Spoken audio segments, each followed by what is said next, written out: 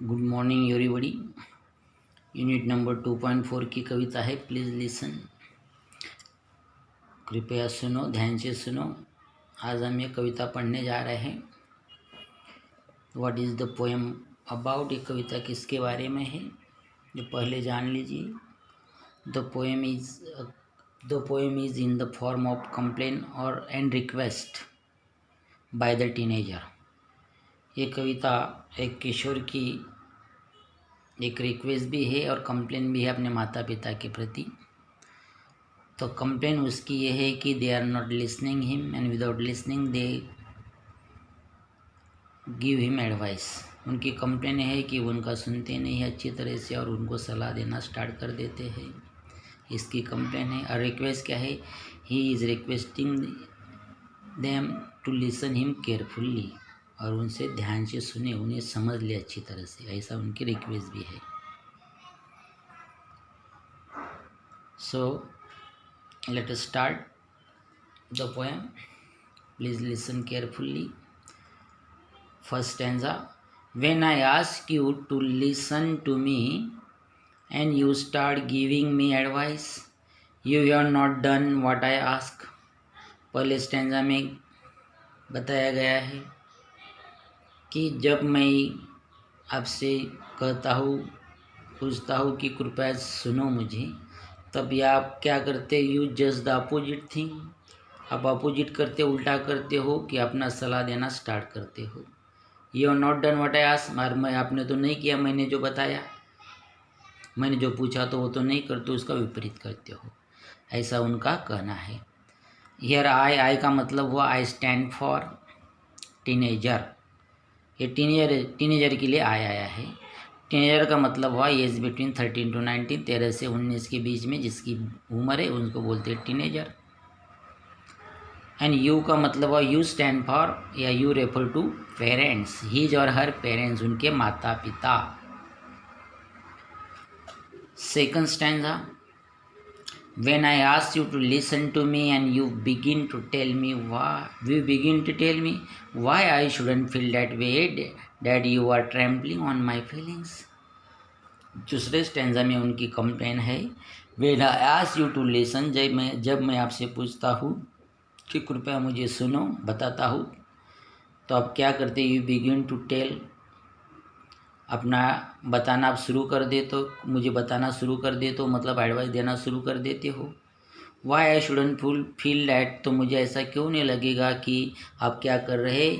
You are playing with my feelings, अब मेरे जज्बातों के साथ, मेरी भावनाओं के साथ खेल रहे हो। यू आर ट्रैम्पलिंग देम, उनको क्या कर रहे हो? अब मेरी भावनाओं को, जज्बातों को कुचल रहे हो। ऐसा मुझे क्यों नहीं लगेगा? इसका मतलब मुझे ज़रूर लगेगा। आई विल फील डैट वे, मुझे तो ऐसा लगेगा ही अब जब ऐसा करोगे तो। ऐसा मतलब when you will not listen me carefully and without listening you will start giving your advice, ऐसा उनका कहना है। When I ask you to listen to me and you feel you have to do something to solve my problem, और जब मैं आपसे पूछता हूँ कि कृपया मुझे ध्यान से सुनो, तो आपको ऐसा लगता है कि मेरी समस्या का, पूरी समस्या का समाधान आपके पास है, सॉल्यूशन आपके पास है, आप कर सकते हो। तो इसी समय आप मुझे क्या कर दे, तो इसी समय में क्या हो गया, मान लो कि I have failed, you have failed me, आपने मुझे असफल बना दिया है, ऐसा मान लो। भले ये स्ट्रेंज एड्स दैट में भी, भले दिखने में, लगने में कैसा ही विलक्षण भले लगे, लेकिन ये इट इज़ अ फैक्ट। ये क्या है? फैक्ट। इसका मतलब ये हुआ he wants to solve his problem on his own और हर, वे अपनी समस्या टीनेजर खुद सॉल्व करना चाहता है, वो माता पिता का एडवाइस नहीं चाहिए उसको। Listen, all I ask is that you listen, कृपया सुनो, और मैं जो कुछ कहना चाहता हूँ ये है कि कृपया मुझे सुनो। डोंट टॉक और डू, जस्ट हियर मी, कुछ बोलो मत, कुछ करो मत, सिर्फ क्या करो? ओनली लिसन मी, सिर्फ मुझे सुनो, ऐसा उनका कहना है। कि इसका मतलब ये भी नहीं हुआ कि ये कविता पोएम पढ़ने के बाद हम माता पिता का आज्ञा का पालन ना करें। सिर्फ इसमें ये मीनिंग लेना है कि हमें माता पिता की आज्ञा का पालन करना ज़रूर करना है, और जो हमें कॉन्फिडेंस है वो चीज़ें हम खुद को करनी चाहिए, ऐसा उनका तात्पर्य हमें लेना है। Advice is cheap, 20 cent will get you both dear Abby and Billy Graham is in the same newspaper. कि उनका कहना है एडवाइस तो बहुत सस्ता है, चीप है, not costly. 20 cent will get you, जो 2 कौड़ी का पेपर है, मतलब 5-10 रुपये का जो पेपर आता है, उसमें डियर इंग्लिश पेपर है, उसमें डियर एबी और बिली ग्राहम नाम के कॉलम आते हैं, सलाह वाले कॉलम। इसमें कॉलम नहीं, जो होते अपनी सलाह देते, जो प्रॉब्लम उनको कोई सवाल पूछता है तो उसमें वो लिखित रूप से देते हैं। ऐसा हर एक लोकल पेपर में भी होता है कि ऐसा 20 सेंट वाला जो पेपर है, मतलब 2 कौड़ी का पेपर, बिना मूल का पेपर लगभग ऐसा मान लीजिए, उसमें सलाह देते हो तो बहुत चीप होता है। कि इसका मतलब ये नहीं कि हम माता पिता का नहीं सुने। ये कवि, ये जो पोइट है, टीनेजर है, उसकी खुद की राय है। हमें माता पिता के आज्ञा का पालन करना है। We don't have to disobey them, हमें उनको डिसोबे नहीं करना है कविता सुनकर, ये ध्यान रखो।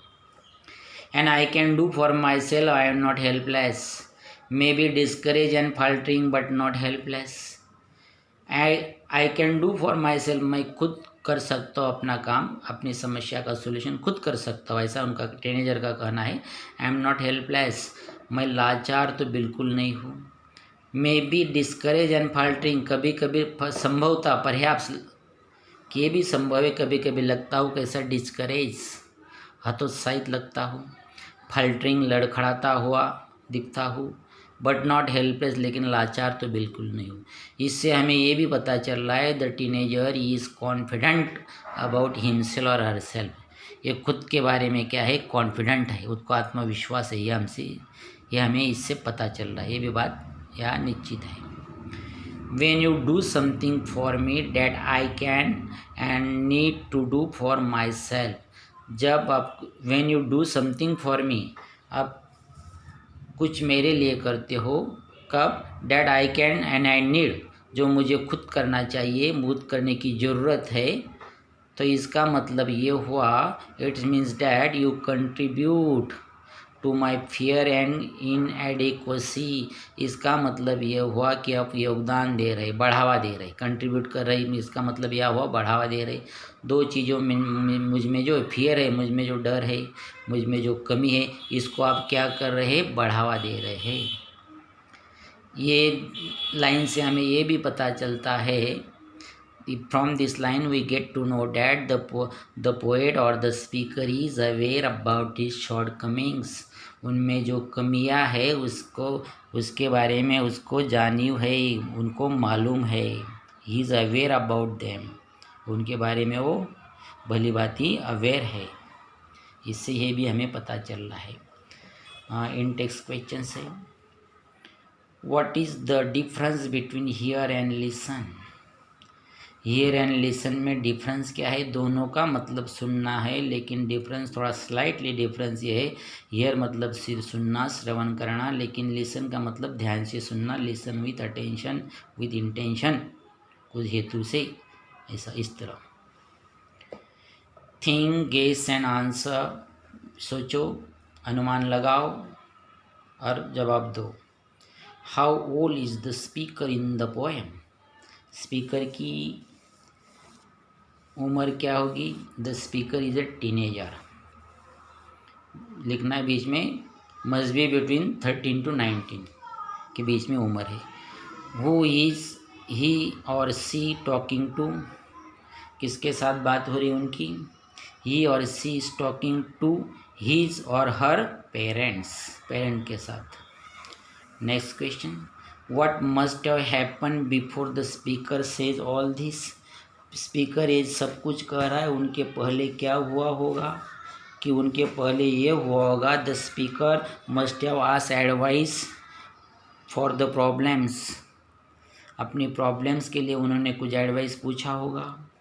And his parents might have not heard him और her carefully and started giving advice, कि अपना सलाह उन्होंने पूछा होगा, उन्होंने बिना अच्छी तरह से सुने अपना एडवाइस स्टार्ट देना स्टार्ट कर दिया होगा, ये भी संभव है। Just like this 20 cent will get the same newspaper, इसका मीनिंग दिया है इसमें। This is a reference to the column in the newspaper, newspaper का एक कॉलम आता है, उसका रेफरेंस दिया है कि जिसमें क्या होता है, where people write about their problem, लोग अपनी समस्या के बारे में लिखते हैं। एंड द कॉलमनिस्ट जो होते हैं ऑफर्स एडवाइस, अपनी सलाह, उसमें वो जो राइटर्स होते हैं कॉलमनिस्ट अपनी सलाह देते। See if your local papers have it, अपने लोकल पेपर्स में भी है क्या नहीं, आप देख सकते हैं। जैसे हिंदी न्यूज़पेपर है, मराठी, उसमें भी ऐसे तरह के कॉलम होते हैं। Now let's move to the next page. Let us learn the remaining poem. But when you accept as a simple fact that I feel what I feel, लेकिन अब जब ये सिंपल फैक्ट स्वीकार लोगे, क्या स्वीकार करना होगा, एक्सेप्ट करना होगा, मतलब रिजेक्ट नहीं करना है कि मुझे जो लगता है वो लगता है, मेरे जो जज्बात है वो है। नो मैटर हाउ इरेशनल, वो भले कितना तार्किक हो, रैशनल कुछ भी ना हो, उसके पीछे कुछ भी बुद्धि न हो। Then I can stop trying to convince, उसी समय मैं क्या कर सकता हूँ, आपको कन्विंस करना, आपको भरोसा दिलाना मैं बंद कर दूंगा। And get about this business, ये बिजनेस से मैं मतलब ये मेरा काम नहीं रहेगा फिर। Of understanding what's behind this irrational feelings, कि इसके पीछे क्या है, ये सब मुझे बाद में ज़रूरत नहीं पड़ेगी। And when that's clear, and जब ये क्लियर हो जाएगा, द आंसर्स आर, उसका आंसर रहेगा ऑब्वियस, ऑब्वियस मतलब स्पष्ट रहेगा, क्लियर रहेगा। आई डोंट नीड एडवाइस, मुझे सलाह की बिल्कुल ज़रूरत नहीं है। It is the personal opinion of the speaker, ध्यान रखो ये स्पीकर का पर्सनल ओपिनियन है। हमें पेरेंट्स की सलाह की ज़रूरत होती है, बट नॉट ऑलवेज, लेकिन हमेशा नहीं, ये ध्यान रखना है। irrational feelings make sense when we understand what's behind them, कभी कभी जो अतार्किक चीज़ें होती है उसके पीछे भी कुछ सेंस होता है, कुछ मीनिंग, कुछ अर्थ होता है, कुछ बात होती है। We understand what's behind them, जब हम उनके पीछे का मकसद को समझे तब हमें मालूम पड़ता है कि इसमें भी कुछ दम है। Perhaps that's why prayers work sometimes for some people, कभी कभी इसी वजह से क्या होता है, कुछ लोग प्रार्थना करते हैं तो उनके प्रेयर काम कर जाती है, मतलब प्रेयर सफल हो जाती है। बिकॉज गॉड इज़ म्यूट, उसमें क्या होता है, ऐसा क्यों होता है, गॉड, उनके कहना है बिकॉज गॉड इज़ म्यूट, भगवान तो मौन है, साइलेंट है। कैसे भगवान साइलेंट है? And he doesn't give advice, और वो तो किसी को, भगवान तो किसी को सलाह भी नहीं देते, कुछ बोलते ही नहीं तो सलाह कैसे देंगे। And try to fix thing, किसी के लिए कुछ चीज़ें तो फिक्स नहीं करते, या ऐसा ऐसा उनके साथ होना है, ऐसा होगा, ये होगा, ऐसा फिक्स तो नहीं करते हैं। गॉड जस्ट लिसन्स, क्योंकि भगवान क्या करते हैं, ईश्वर सिर्फ सुनते हैं।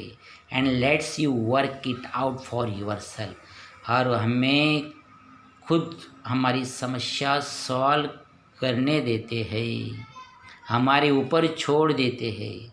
इसका मतलब यह हुआ, the god is just give us inspiration, खाली प्रेरणा देते हैं। He is not advising us, he is not advising us, कुछ सलाह भी नहीं हमें दे रहे, खाली इंस्पिरेशन दे रहे। ही जस्ट सपोर्टिंग अस, खाली सपोर्ट करना है। तो इसी तरह लड़के का यह करना है, so please listen just hear me, इसलिए कृपया सुनो, सुनो मुझे, सुनो।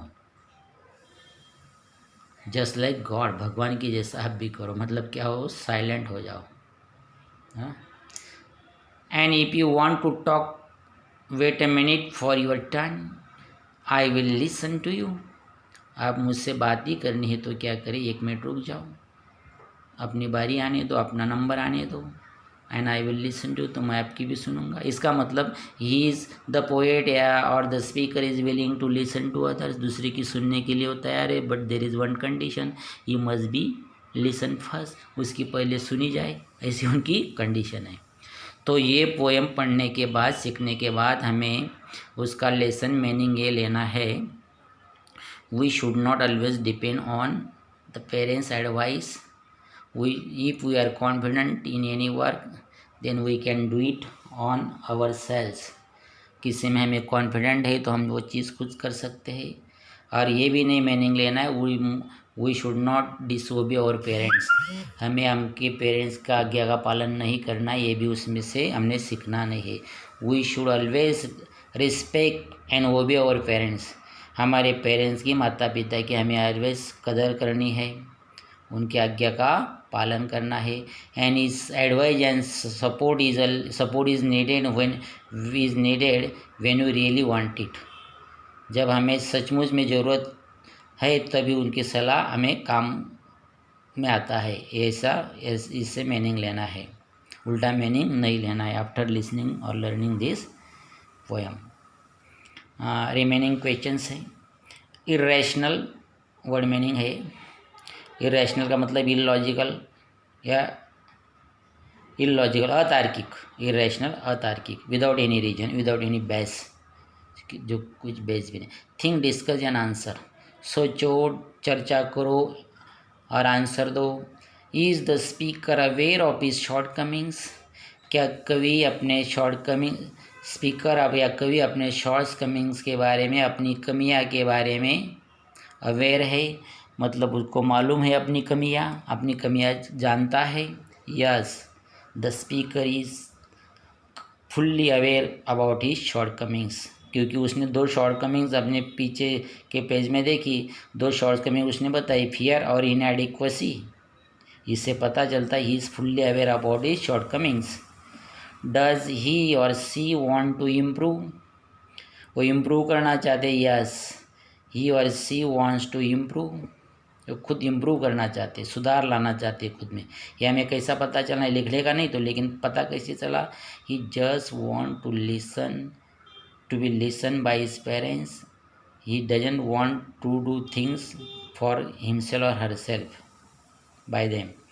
Is or he she confident that he she can improve, उनको confident, yes, he is confident, he or she is confident that he or she can improve. How does he or she want to work it out, वे समस्या का समाधान कैसा करना चाहते हैं। He और she want to work it out on herself, himself या herself. Is the poet willing to listen to others, क्या पोएम दूसरे को लिसन करने के लिए विलिंग है, सुनने के लिए, विलिंग मतलब इच्छुक है, तैयार है, रेडी है। Yes, the poet is willing to listen to others, ये सब वर्बल क्वेश्चन से यस नो में आंसर देने हैं। Discuss how you can be a good listener, की चर्चा करें गुड लिसनर हम कैसे बन सकते हैं।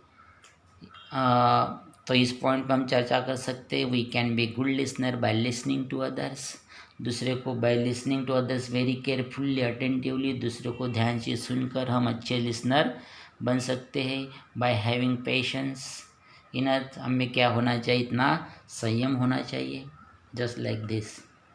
Now let us study the another most important part of the poem, that is appreciation of the poem। appreciation का पार्ट देखें तो appreciation में फर्स्ट पॉइंट आता है टाइटल। तो टाइटल पॉइंट में लिखना है the title of the poem is please listen, क्या है title, please listen. Second point उसमें आता है poet, the name of the poet is unknown, कवि का नाम दिया नहीं है, या नॉट नोन लिख सकते, 3 वर्ड लिख सकते, अननोन भी लिख सकते हैं, नॉट नोन भी लिख सकते, या एनोनिमस भी लिख सकते, मतलब कवि का नाम नहीं दिया, पता नहीं है। थर्ड पॉइंट आता है rhyme scheme, it's a free verse poem, ऐसा लिखना है because there are no rhyming words, there is no rhyme scheme, there are no regular stanzas, ये सब कुछ इसमें नहीं है, सिर्फ हमें लिखना है it is a free verse poem, मुक्त छंद काव्य है, ऐसा लिखना है। अगला पॉइंट आता है figure of speech. Figure of speech में रिपीटिशन है, एलिट्रेशन है।